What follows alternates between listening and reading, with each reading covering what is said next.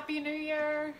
Hope you had great holidays, and now it's back to work. I am super excited for this year. We have a lot of really great things that are in the works and that I'm planning on doing. I'm sure you do as well. So today I just wanted to kick it off with talking about how to get started with leatherwork in 2018, which kind of seems like a broad topic, but I know that it is one of the #1 questions that people have, especially when I'm looking at comments in YouTube and comments on other forums and leatherworker.net and all these places. People just want to know how to get started, and I understand the complexity behind that question because there are so many different avenues that you can take with leatherwork. There's not just one way to do it. There's a lot of different ways. So we're going to talk about that. But first, I just wanted to make a couple announcements. So I'm working on a couple new freebies. Stay tuned to the end of the video. I'll tell you how you can get a hold of those. But basically, one geared towards new leatherworkers, some easy projects that you can do right off the bat. I'm going to make some patterns and directions and kind of put that up, so you'll be able to get access to that. And then for those who are interested in starting their own side hustle, I'm creating a spreadsheet of how to basically make your sales goals. So how to take your personal income and expenses and your business income expenses and make it all in this nice little tidy spreadsheet so you can see exactly how much money you need to make every month to cover your expenses, and also how much product you need to produce so that you're able to see, is this realistic? Is this achievable? So I'm kind of excited about those two things. Also, there is a survey that I put out for just kind of like a review of 2017, and thank you so much for everybody so far who has taken just a couple minutes to fill that out. It's like super helpful. It just gives me better feedback so that I can be more prepared and more in the know of what you guys actually want me to focus on. So if you haven't filled that out yet, I would love it if you would just take a minute or two. There's seriously 5 questions, and just send that back to me. I'll link to that below, but it's also, I believe it's pinned in the Facebook on the page. So that's really helpful. So let's get into it. And I have written a full-length blog post on this topic as well, so you'll be able to read that if you want more information. But basically, I think one of the biggest hurdles is figuring out which type of leatherwork you want to do. So for me, I see leatherwork as there being 4 main categories. The first category being the European traditional leatherwork style, which is specific tools that you need, like pricking irons instead of chisels or punches. It's also the materials you use, like linen thread, and it is also the technique that you use during saddle stitching whenever you're using the pricking irons. It requires more skill, more coordination, more practice, but it tends to give you a more refined appearance to your work. So that's the first topic, the first type. The second type is more of the Americana, American Western sort of leather work, which is very similar to the European methods, but the tools are slightly different. So for instance, most people, instead of using the pricking irons and the stitching clam, they use a stitching pony, and they will use stitching chisels or those little punches that actually make more of a circle hole for you to stitch through rather than the slants. So that's kind of the main differences there. And then of course the technique is different whenever you use the stitching chisels, because you're actually creating a hole in the leather which makes it unnecessary for you to use the diamond point awl to create your hole as you're stitching.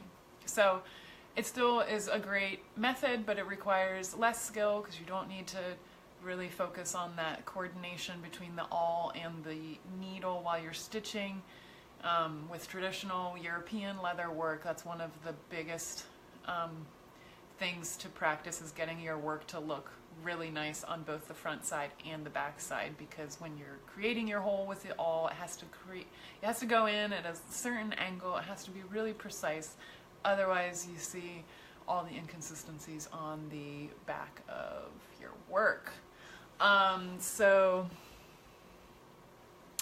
the third type, which is not really a method of a construction, but I'm including it because I know there's so many people who do it, and that is leather tooling. Some people get into leather work specifically just to focus on leather tooling. So I've broken that out as the third type that you can focus on. I myself don't do any tooling. I've never done any tooling. I would like to give it a shot down the road and kind of get into that, but it's just not something that I'm doing currently. So I don't have a lot of information on that, unfortunately, but I am kind of singling it out, calling it out as a type of leather work that you might be interested in. And for that, obviously, you need the metal stamps with the designs on them, the carving tools so that you can carve into the leather. You need to get the proper leather. I know that Vegetan is really the only kind of leather that's really going to give you a great result, because the leather retains the stamp and the indentations that you're making into the leather to create your beautiful designs and everything. So that's the third type. And then the fourth type is what I'm calling a sort of primitive leather work, primitive or rustic sort of leather work. And that's kind of the leather work that I see a lot of people do. That's really cool because it is functional and very what's that word? Utilitarian? Whatever. You know what I mean. But it doesn't necessarily require any special tools. Like, I've seen people use a nail to create the holes, or paper clips, or a screwdriver. So it doesn't really require specific leather working tools. It's basically whatever you have at your disposal to kind of take the material and construct something out of it. So it's very rustic. It also doesn't really require a special kind of leather or precise cuts of leather. When I see this type of leather work, I often see a lot of, you know, sort of rough cuts. If it's a handbag with a flap on it, it's just kind of left in the natural rough cut of the leather. So that's pretty much the easiest leather work to get into. And again, I don't practice that leather work. I like to focus more on the skilled types of leather work, but it is a method that a lot of people do. And I think I see a lot of like reenactor type people doing this kind of leather work, or hunters, even people who are making their own leather hides from their like deer that they go out and hunt, or rabbits or whatever. So those are the four main avenues that you can go down. So that's kind of the first step, is just determining, okay, I want to get into the leather work, but like, what kind do I want to do? What do I want to focus on? And of course you can focus on all of them, but it's probably easier to narrow it down. So then once you know what kind of leather work you want to get into, then it's all about finding the right tools. And in this blog post, I kind of do like the basic 15 or so tools and materials that you need for the European traditional methods, and then kind of break down what's different between that and the American and Western method. It's very similar tools, but again, the pricking irons and stitching chisels are one of the main differences, and then there's a couple others. Excuse me. And then once you have the tools, then you need to choose your material.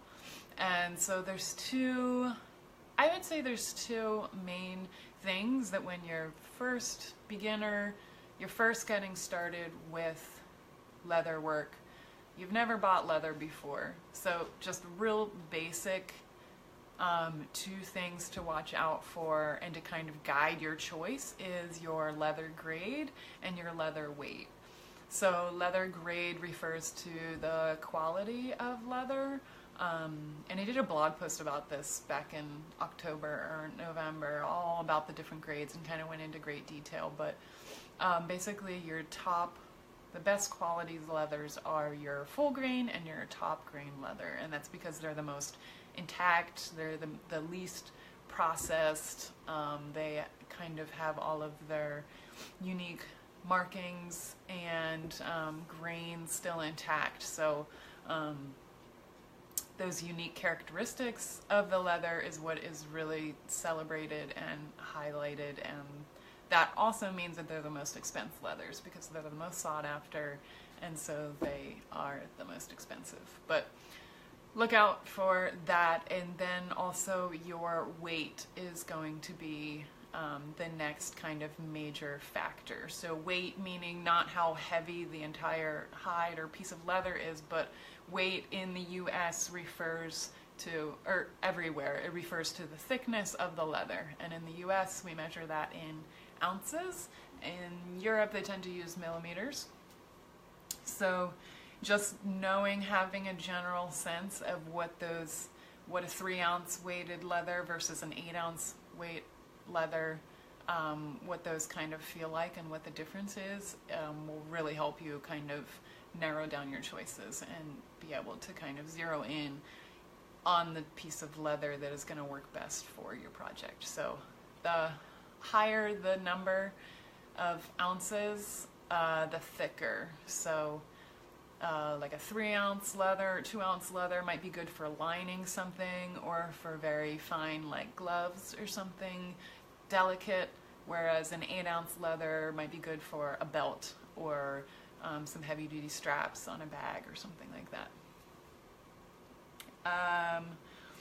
And then it's all about practicing your technique, and for each one of those different types there's a very specific technique. So with the European traditional leather work, there's a very specific technique to preparing your work and then actually stitching your work and then finishing your work. And the same with the American Western. It is very similar to the European traditional methods, but there are some differences.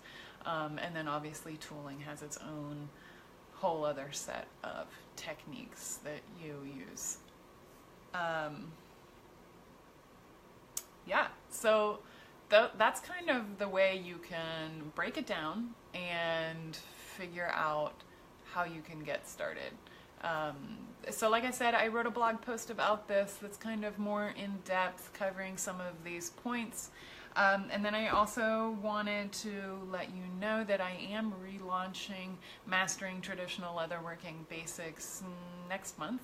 I know there's some people who are already on the wait list, so you'll get that notification first when that course is open, and when the bonuses and any special pricing or anything, you'll have that whole timeline sent to you in an email. But if you're interested in getting on the wait list, my course focuses on taking a lot of the luxury sort of techniques that you get with the European traditional leather work, all of the good stuff there, and mixing it with the Western sort of easier techniques, like using some of the different tools that make things a little bit easier. You don't have to be so skilled to do it, and I kind of mesh the two so that you're really able to get started with leather work at a really basic level, like immediately. Once you kind of go through the course and get your tools, you can really just get started right away. So so yeah, I'll be launching that course next month, beginning of the month, mid-month, I'm not sure yet. But go ahead and get on that wait list if you're interested. And then those freebies that I was talking about, those should be available in the next week or two. So I'll be posting those on the website, and you can go and grab them there, but I'll let you know when they're up. Okay, you guys, so that's it for today. Hope you have a great day. Stay warm. If you're in New York, it's like, feels like temperature of 10 degrees right now, I think, so I'm staying inside today. I'll talk to you next week. Bye.